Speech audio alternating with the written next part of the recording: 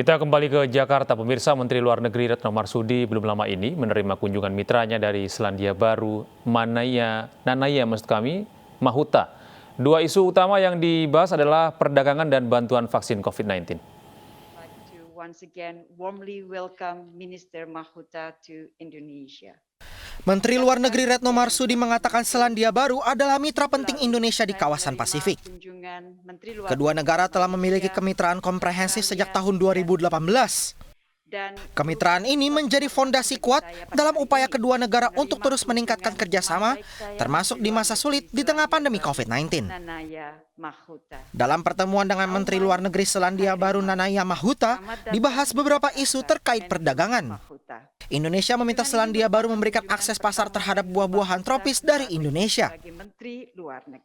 Bulan September lalu, tren perdagangan bilateral naik 37% year on year dan mencapai 1,25 miliar US dollar.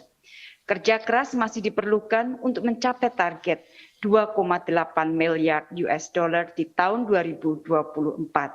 Dan saya sampaikan pentingnya perdagangan bilateral yang lebih seimbang. Oleh karena itu, saya meminta kepada Selandia Baru untuk dapat membuka akses pasar bagi produk buah tropis Indonesia dan penguatan investasi dan program peningkatan kapasitas di bidang pertanian, peternakan di Indonesia.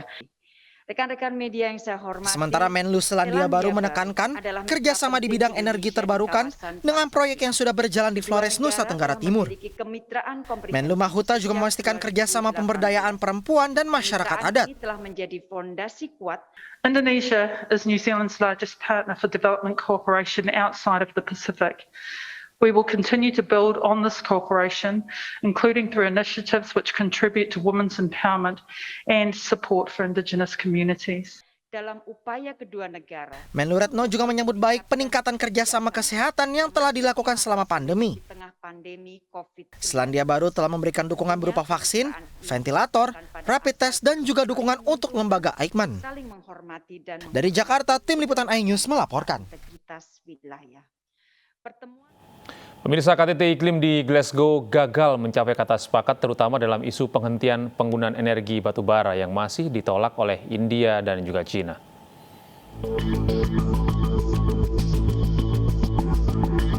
Hampir 200 negara menerima kesepakatan iklim yang kontroversial pada hari Sabtu yang bertujuan untuk menjaga target utama pemanasan global. Namun sejumlah perubahan krusial dibuat menjelang menit-menit terakhir terkait pembahasan penghentian penggunaan energi batu bara. Beberapa negara mengaku sangat kecewa dengan India yang mengusulkan penghentian secara bertahap dan bukan memilih opsi menghapus pembangkit listrik tenaga batu bara sebagai satu-satunya sumber emisi gas rumah kaca terbesar. I apologize for the way this process has unfolded, and I'm deeply sorry. I also understand the deep disappointment. But I think, as you have noted, it's also vital that we protect this package. Di Jakarta, Direktur Greenpeace Indonesia Leonard Simanjuntak menyesali hasil COP26 yang tidak mampu menyepakati target-target spesifik demi mencapai target utama pemanasan global maksimum 1,5 derajat Celcius. Selain India, Saudi Arabia dan Australia juga mengusulkan pelonggaran target penurunan emisi berdasarkan kepentingan nasional masing-masing.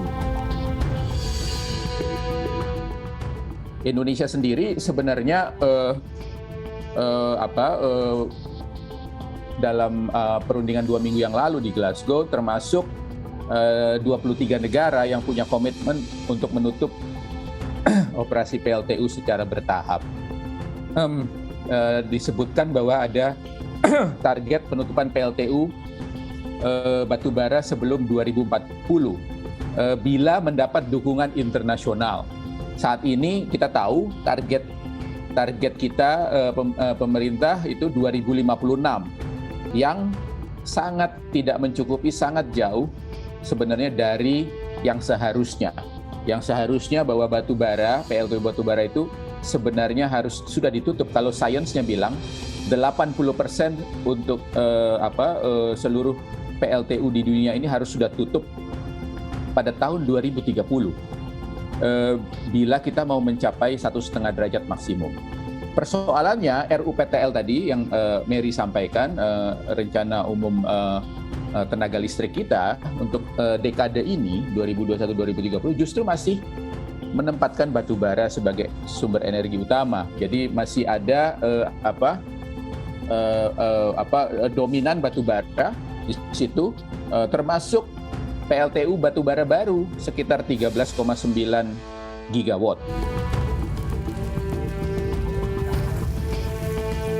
Di sektor kehutanan, Greenpeace mendesak pemerintah Indonesia untuk berkomitmen melindungi hutan alam dan lahan gambut yang tersisa, menghentikan izin-izin baru, dan melakukan evaluasi terhadap izin-izin konsesi yang sudah dikeluarkan, serta memperkuat penegakan hukum untuk mencapai nol deforestasi.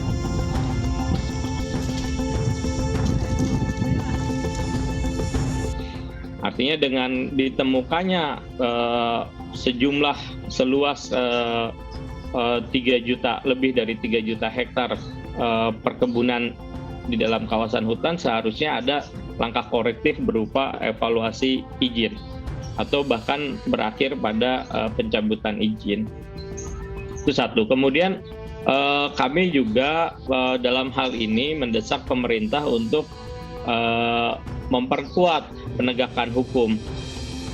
Karena setelah tadi misalnya izin-izin itu direview, kemudian dicabut, dievaluasi, maka perlu ada penegakan hukum yang kuat, yang memberikan efek jerak kepada para pelaku deforestasi. Greenpeace juga mendesak pemerintah memperkuat moratorium hutan dan lahan gambut dengan regulasi yang kuat dan mengikat pada level peraturan presiden serta melindungi hak-hak masyarakat adat. Dari Jakarta, tim iNews melaporkan.